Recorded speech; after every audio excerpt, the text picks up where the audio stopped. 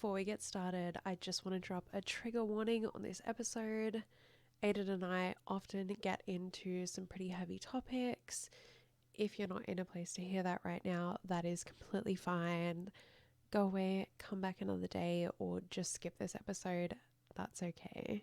We're not experts, we're not medical professionals, and I'm sure we will make mistakes along the way. So do not take our advice as professional, and if we do get anything wrong, feel free to correct us on any of our socials. We're humans and we're always learning, so we definitely have the space to hear you. Today we are talking about monogamy and polyamory. We wanted to start off with a few little definitions just to get it really clear in everyone's mind. The definition for non-monogamy is: non-monogamy is an umbrella term for every practice or philosophy of non-dyadic intimate relationship that does not strictly hew to the standards of monogamy, particularly that of having only one person with whom to exchange sex, love, and or affection. Now, slightly different, the definition of polyamory. Polyamory is the practice of or desire for intimate relationships with more than one partner with the informed consent of all partners involved. I like the one of polyamory better because it's, I feel like a little bit more palatable. Yeah, It's like a little bit more simple. yeah, well, A little bit more understandable, a little bit less scientific. yeah, non-monogamy, because it is such a big umbrella term, it's really hard to define, Yeah. I think, because there's so many things like swinging, open relationships, so many different things underneath that umbrella term. It is really hard to define. Yeah. So on that note, I will only be speaking about polyamory and my experience with polyamory because I don't have experience in other parts of non-monogamy. Yeah, I think I'll be talking a little bit about, I guess, a few different types of non-monogamy, polyamory, and then I guess what most people would consider to be monogamish. I was about to say, I feel like you're more monogamish. Monogamish. Monogamish. But yeah, mostly that. I don't have, Yeah. I've experience with other people being swingers around me, but I Yeah. don't have really experience swinging or Yeah. anything like that. I've plenty of experience at kink parties and stuff. Yeah, my experience with swinging is like just because I've been around sex workers and Yeah. it's, you know, a lot of sex workers in their personal life are swingers, Yeah. and just the internet. I don't have anyone that's super close to me, and I've never been a You swinger heard it here myself. first. Aiden is anti-swinger. Wow. Aiden hates all Don't swingers. throw me under the bus like that. No, I'm definitely not anti-swinger. I love a good swing. We're pro-swing here. We're pro-swing. Absolutely, we're pro-swing. Especially those big, like, chair swings. Oh, Yeah. yeah. Incredible. Like, out in a paddock somewhere. Yeah, like hanging from a tree. Yeah, love a good swing. All right, the next thing that I want to talk about, I want to see if you're surprised by these numbers. I got some of the numbers. Should I get you to guess? What percentage of people do you think are non-monogamous? I don't know. I want to say that it's low, but because you're like leading me into this, I feel like it's high. I don't know. I was like, Go with your just gut. the entire population? Is that what we're going for? Well, the American population. American population. So I'd say it's probably a pretty accurate representation, I assume, of most Western countries. Yeah. Like 20%? It's 4%. Oh my God. 4% of people are currently Practicing non-monogamy. practicing non-monogamy, Yeah. or would consider themselves to be non-monogamous in some form. Yeah. 20% of people have practiced non-monogamy, I kind of almost got it right. which is interesting. But the one that surprised me, and I don't know if it will surprise you, it actually really surprised me. 30% of people say that their ideal relationship would be non-monogamous. So almost a third of people. I was a little bit surprised by that. I don't think I'm that surprised by that. Mainly because I've had so many kind of like comments that revolve around, oh, I wish I could do that, but I'm too scared, or I wish I could do that, but blah. Like, there's always a but after that. Yeah. Yeah, I think that I've had more conversations either that in circles where polyamory is so normalized that we just don't really discuss it that much. Yeah. Or with people that say, oh, I could never do that. So I think that's why I feel surprised. I've definitely gotten lots of those too. Yeah. Especially because one of my partners is a man. Yeah. And I'm female presenting. I get a lot of like, what do you mean? Yeah. Kind of confusing. Oh, do you really like sleep with other people? Like, is he okay with that? And it's like, yeah, he doesn't care. Yeah. He really doesn't care.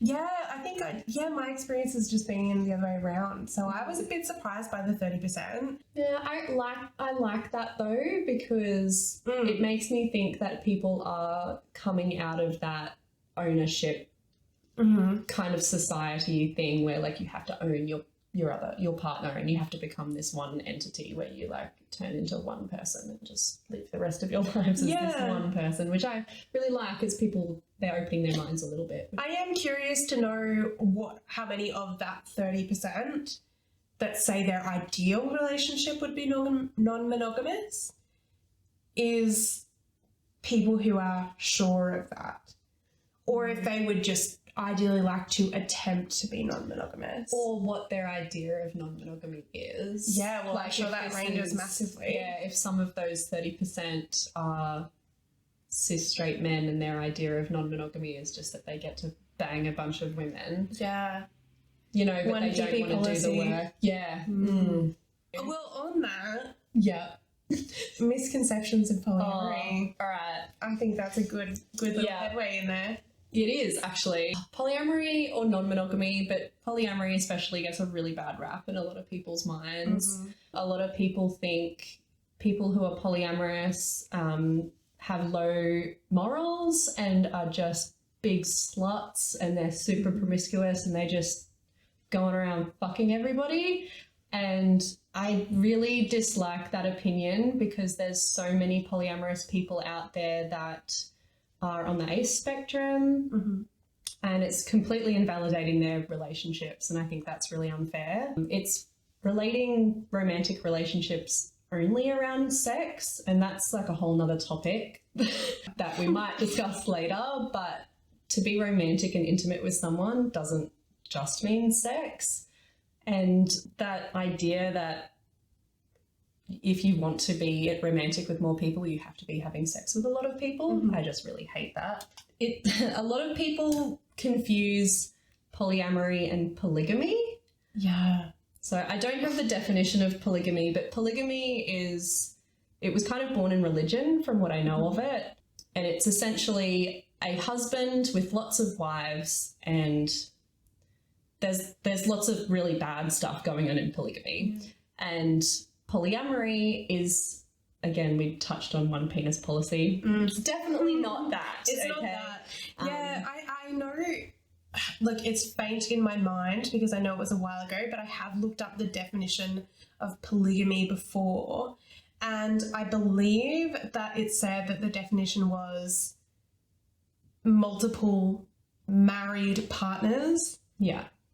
Usually referring to a male with mostly female partners, but technically the definition is non-gendered. Yeah. But definitely socially, we absolutely relate. Well, polygamy, we don't just relate it. Polygamy is directly connected socially to lots of old school ideas that are really heavily wrapped up in, misogyny and a bunch of really negative stuff, and it definitely doesn't have any form of positive history. No. So if you can break those two in your brain, if you've ever put them together, please separate them, because polyamory is definitely not polygamy. Polyamory is generally everybody in the relationships in the polycule, which is another little term, is consenting to being in relationships, and they're all able to be in multiple relationships if that's what they've all consented to. So Definitely not polygamy. It's not multiple people tied to one person. Yeah. It's a, polycule. That's exactly why we call it a polycule, is because it's a web. It's like, of it's people like who a connect family to it. tree of polyamorous people. Yes. I mean, of course, not always, but that's sort of the extended idea of it. Not just one, multiple people tied to one specific person. Yeah, absolutely. One thing that I think a lot of people have the misconception for, which again kind of goes with my first point, which is people that are polyamorous are just commitment phobes and, they don't want to settle down, they don't want to get married, they don't want to have kids, they don't want to do those things.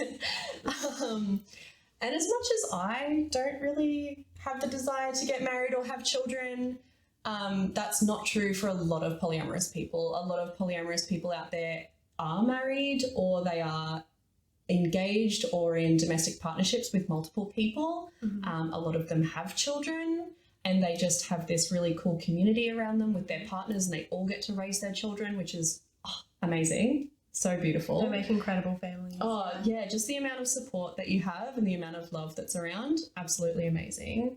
And being in multiple relationships, I would argue, takes a higher level of commitment over a lower level of commitment, because you have to not only be committed to one person, but you have to be actively committed to multiple people as well as yourself.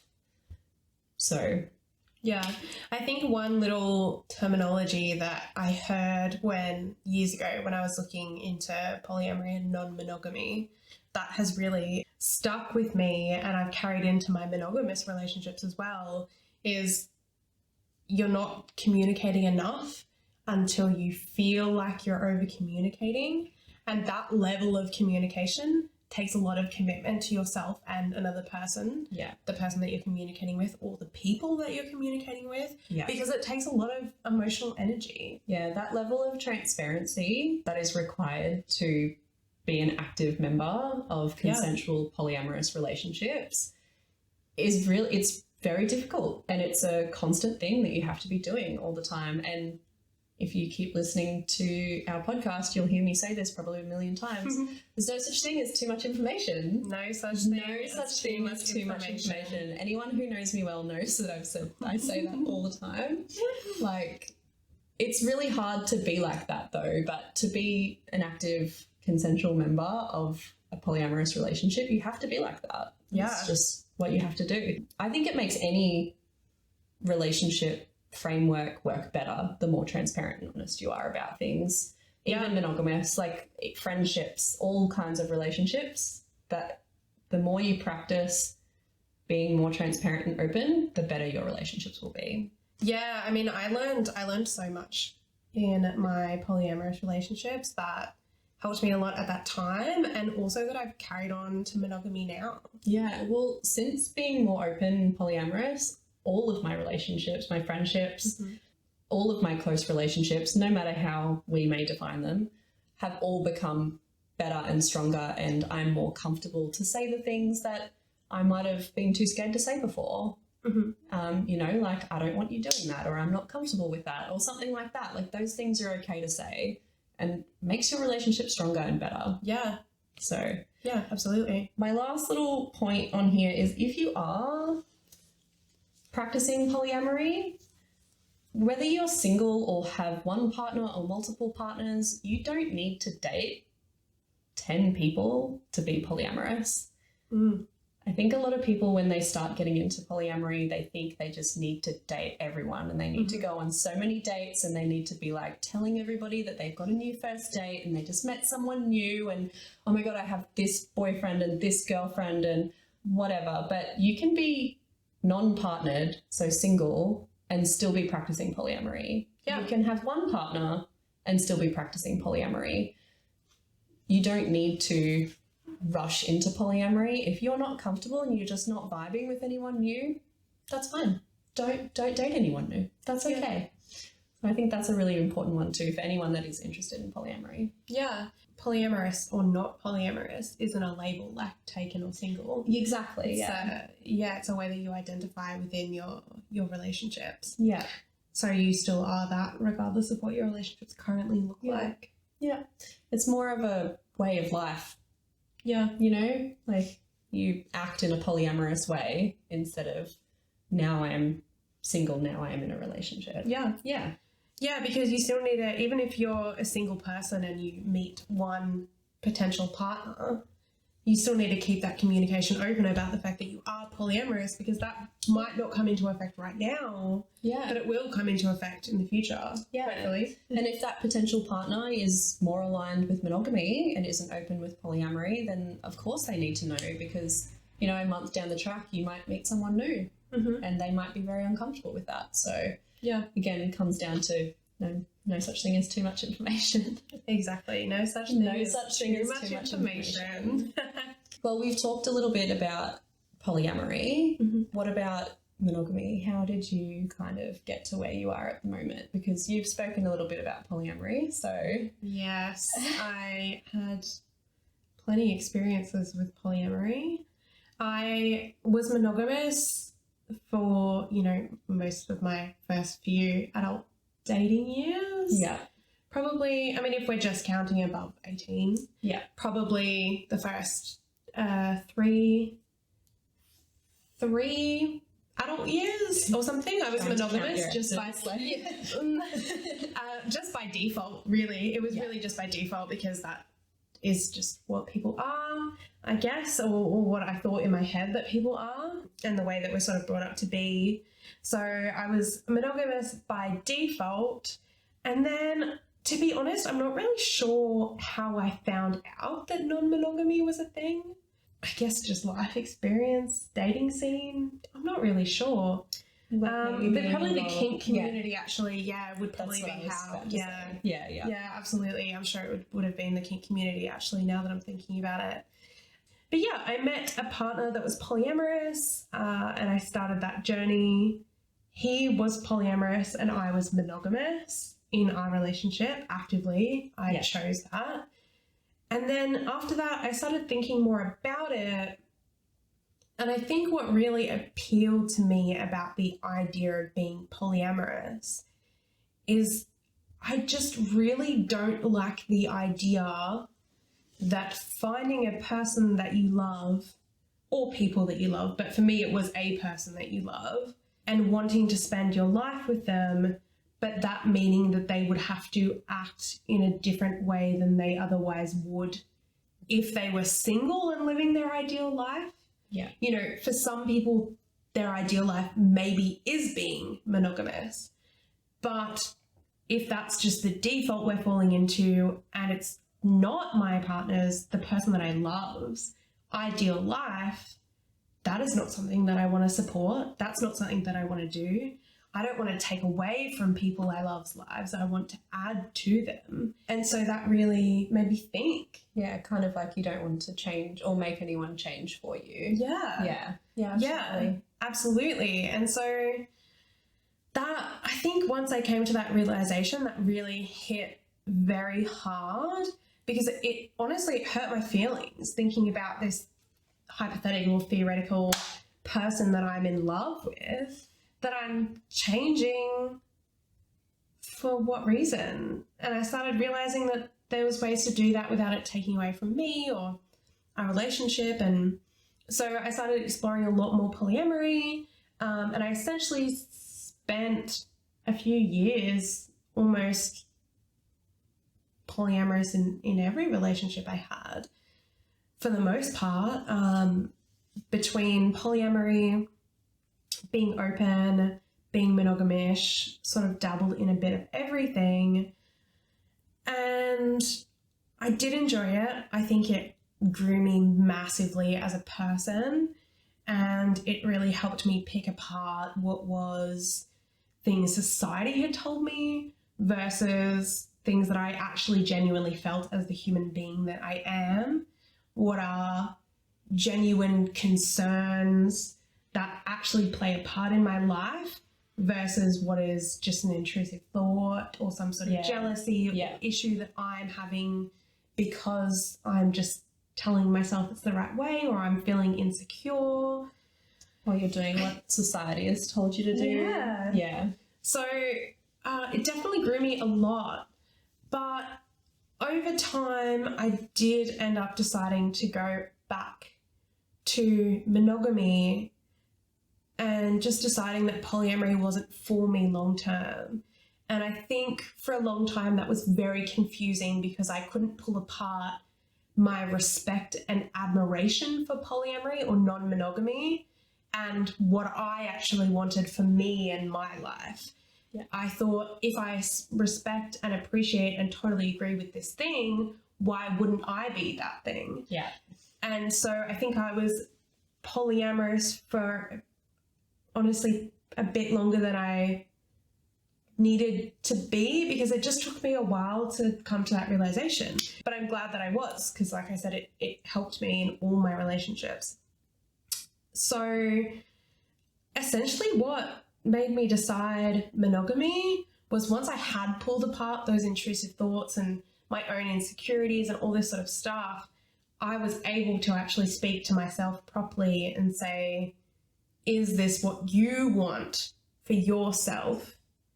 And the answer around polyamory was no, not really. I don't really care for that much for me.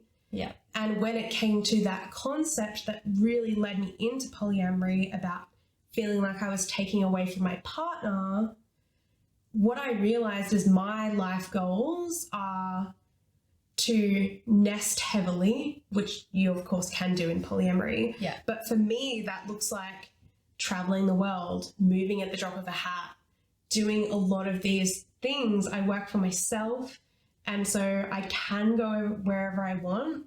You know, if I have the money, I can theoretically go wherever I want, and I would like to take advantage of that a lot in my life. And take a partner with you. And that would be... and for me, that meant taking my partner with me to be living my ideal life. Yeah, and that would be very difficult for a polyamorous partner who has other partners. Yeah, absolutely. It's not really something that they could do. For sure. In that circumstance, I would want them to be traveling with me.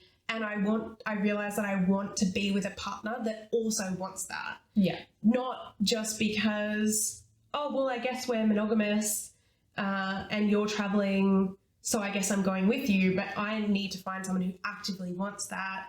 And for me, that trumps my respect and admiration for polyamory and my wanting to not affect my partner's life at all. I realized that was important enough to me that I just needed to find that partner that just matched with those things. And for me, that meant monogamy. Well, monogamish.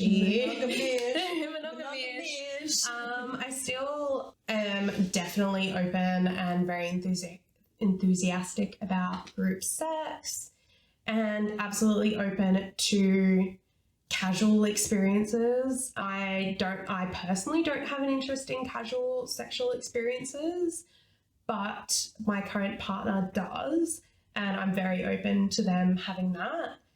Just not doing anything that crosses that boundary of having for what to me is the freedom that I want to have in my life, which I do find very ironic because I think polyamory is freedom for a lot of people. But for me, monogamy is that freedom. Yeah. And I'm glad that I came to that realization and really got to know myself because I can set those boundaries really clearly now. Well, I think like figuring out exactly what works for you and being confident in that gives you that freedom. Yeah. Whatever that thing is, it gives you that sense of freedom. Absolutely. Because you know exactly what you're doing and why you're doing it. So regardless of how blocked in something may seem or how restrained something may seem, it can be more freeing. I think so. Yeah. So my current status is I would consider myself monogamous. That's the label that I feel most comfortable with. It's easy, it feels good to me, it feels good to my partner. I'm open to them having solo sexual experiences, but we have a lot of boundaries around that. Communication, what that would look like, when that would be. Yeah. And it's not something that would happen at the drop of a hat. We're both very, very open to group sex experiences and also very excited about that. And I, of course, do sex work as well. So I am sexually active with other people, but for me that's still Well, it's your job. Yeah. Yeah, it's work. So it falls into monogamy for me. And I wouldn't even consider us monogamish if it was just sex work and none of the other stuff. For me, that would be straight monogamy because it's a job and it's completely irrelevant from a personal sexual experience. Yeah. So, yeah, I do sex work, so I'm sexually active there, but I don't consider that to change my status of monogamy in any way. Yeah, I don't consider it. Mm. I know, like, I'm practicing polyamory, but when I was monogamous, I still never really had that misconception. Yeah. I think it's up to the individual sex worker, you know, Yeah, absolutely. whatever they want to consider it. It's not really up to anyone else. It's a discussion. It's a thing to be decided by them and then also to be discussed with their partner if that's relevant. Everyone to the has different relationship. ideas on what unfaithfulness means, Yeah. what cheating means. So What about you? You're kind of the opposite a little bit. You started mostly monogamous and then transitioned. Yeah. It's funny because you and I have so many crossovers with how we feel about not wanting to control people and just wanting everybody to do what is best for them and everything like that. Like, we have so many crossovers in our morality there, absolutely. But yeah, I started off monogamous. I think I did have a few monogamish experiences when I was younger, you know, like threesomes, things like that, when I was like casually dating people that were also casually dating other people and whatever, you know, those when you're Those like 18, confusing, 19 blurry and you're like, I don't situations. even know what's happening. Great, love those. But when I kind of actually started getting into relationships, I would have considered myself very strongly monogamous. Because I just thought, and I love very deeply, I care very, very deeply for people. So I was like, if I really, really care about this person, you know, like, right, we're going to like do all the monogamous things. We're going to spend all of our time together. We're going to like, I lived with two of my ex-partners. Yeah, did all of those relationship escalating things. Anyway, they all worked out really well, as you can tell. But my last monogamous relationship, my ex-partner was not super great, not a really good person. And there was a lot of lying, mental abuse, emotional abuse, a little bit of physical abuse in there as well. Just a sprinkling. Just a little, you know. It was really just not good. When it came to the cheating, as far as I'm aware, they didn't physically cheat on me, but there was a lot of, you know, online cheating and stuff like that. And I got to a point in that relationship where I realized that I didn't actually care about them wanting to date or have sex with other people. I was going through lots of different things in my brain, and I ended up just having this kind of epiphany moment where I was like, I actually don't care if they did that. I really just didn't care whether they were having sex with or even wanting to date other humans. That part of it really didn't bother me. The parts that did bother me were all of the lying and hiding and everything else that came with that. Eventually, when I got out of that relationship, like, woo, go me, which was like a whole thing on its own. But when I finally did get out of that relationship, I spent a good year, which I explain as being aggressively single, which is whenever anyone tried to get too close to me, I'd be like, no, this isn't happening. And I would just stop it and push it away because I was like, no love here. Sorry, get out. Like, I'm not doing that anymore. No, like, I was never doing that again. Like, I was honestly, if you went back then and asked me, I was never going to be in a relationship ever again. No way. But I ended up meeting two people that one of them I kind of was having a sexual relationship with. So I'd say like very close friends with benefits. I don't know. At the time I was very kind of pushed back on him as well, saying, no, we're just friends. Like, if you get feelings for me, it's not happening, blah, blah, blah. And then around the same time that I was in that, I met someone else who was openly non-monogamous. Then I got involved with them, and I was essentially seeing these two people at the same time and essentially being non-monogamous without being non-monogamous. Without wanting to label it. Yeah, I was very against labeling things, very against being in love, all of that kind of thing. The first relationship ended, but the other one continued on for quite some time. During that, they also got a partner. I was overseas at the time. They messaged me to say that they'd started dating someone, but they were still non-monogamous, and, you know, nothing really had to change with them and I, which at the time I was kind of like, that's fine, like, whatever, it can stop, it can keep going, that's okay. Like, I was open to whatever.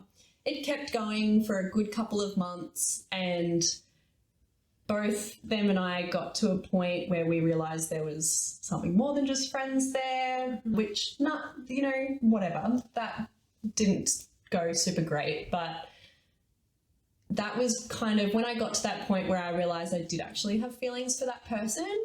I was like, I have feelings for this person. They have a partner that they lived with at the time. This was a good, like, 6 months later down the track, they've moved in with their partner. And I had this kind of moment where I was like, what is this? How is this happening? Because so much of my history had been aggressive monogamy, where I was like one person. So I started kind of going on a bit of a explore on the internet about what this was, what it means to be in love with two people at the same time, what that means, is that even possible, just going down a whole rabbit hole on whatever polyamory is. Probably about, maybe 8-ish months or so later, I met one of my current partners, who was then, and still is, very openly polyamorous, who had a few current partners. So I met them, went on a date. I was totally informed the whole time. I knew who their other partners were, and we basically have, the amount of time that we've spent apart since that first date has probably been like a maximum of 2 weeks. And it's a little over 2 years later. So that's kind of my process there. But when I kind of had the realization that I didn't actually care that my partner had sexual or romantic feelings around someone else, it didn't really surprise me, because I've always had this kind of deep-seated feeling, which I know you relate to as well, which is I just want people to do whatever they want that makes them happy, you know, even if that involves me or not. Yeah. Like, if I'm there or not, like, whatever it is, I remember going through a breakup when I was younger, and I remember saying to the person that we were breaking up, and I said to them, if being in this relationship doesn't make you happy, I don't want you to be in this relationship.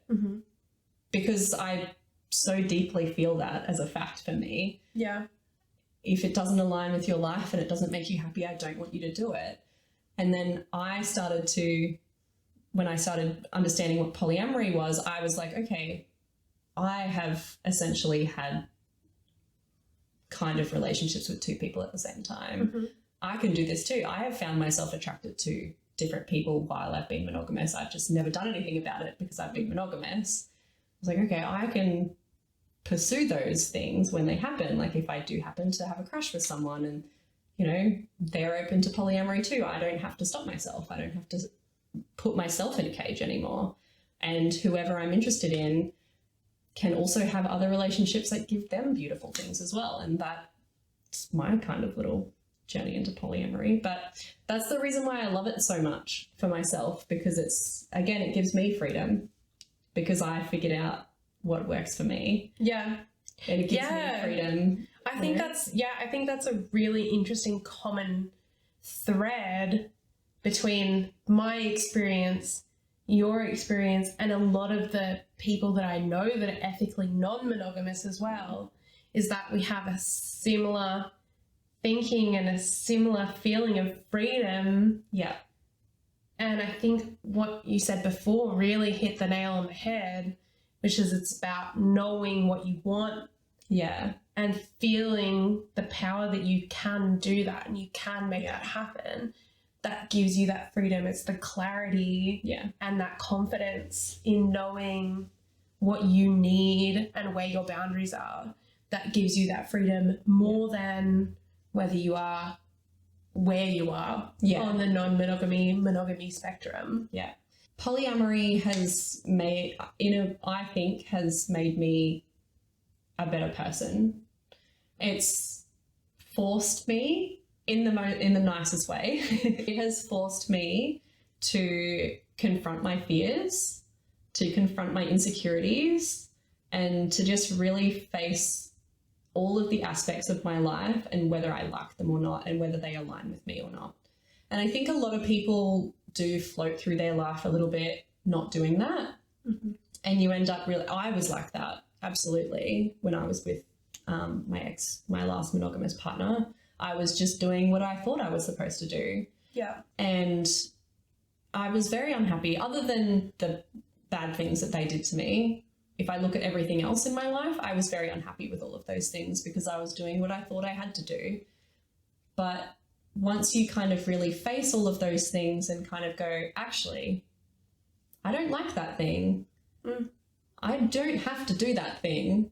It's really empowering. It makes you feel really good. And then it also gives you a bit more confidence to look at your insecurities and, the maybe not so nice things about yourself and go, okay, this isn't a really good thing about myself. What can I do about that? What can I change? How can I help myself in this situation to be a better person? And I think polyamory has really helped me do that. Yeah, absolutely. And recognizing what of those things are your responsibility to do.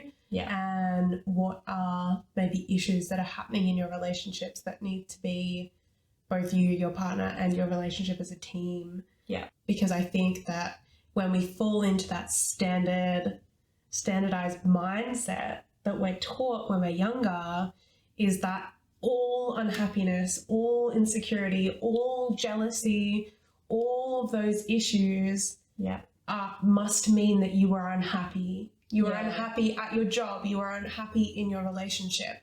And that's, and a wide variety of different categories. So when you're feeling those things that relate to relationships, like you're just feeling a bit down or depressed and you're feeling like things aren't that spicy and you're feeling jealous or you're feeling insecure or you're feeling not as wanted, some of those things might be your relationship, but a lot of those things might just be you, and you can get support from your partner, but understanding that is just your space that you need to be in and work through, and it might have absolutely nothing to do with your relationship, is very empowering. Yeah, I think it's definitely given me a really solid sense of individuality, that I can stand up on my own 2 feet. Yeah. And do things on my own, but have people that I consider very close, intimate relationships there to help me if I need to. Yeah. Instead of kind of expecting my partner to do everything for me or be the only crutch that I have in the world or fix everything for me and that kind of thing. I really don't like that mentality that a lot of society has, Westerner society anyway, where once you get your one partner, that's the only person that you can turn to, that's the only person who can help you emotionally, all of that kind of thing. And polyamory for me has shown me that I can have multiple of that. Yeah. Yeah, whether they're romantic or not. Yeah, I think that you can definitely learn a lot from exploring that part of yourself, regardless of whether you actually do or don't do monogamy or polyamory, or whether you end up sticking with polyamory or monogamy. I think just the fact of exploring it and understanding what you need is really, really the most valuable takeaway from the experiences that you have. I think neither of us would end up where we are if we didn't just try something. Yeah. You have to. You have to try these different things and do your research and figure out, just read some books. Jump on Google like I did when I was freaking out about having feelings for someone who had feelings for someone else and was what is this?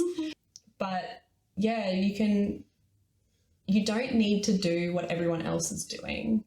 And if you're getting to a point where you're like, oh, I might be non-monogamous, I might be polyamorous, I might be a swinger, I might be whatever these things are, there's a lot of other people out there that are also like that. Mm-hmm. There's a lot of, well, maybe not that many, there's only 4% in America. Only 4%, but 30% wish. 30% want to be. So don't be the want to be, just give it a go.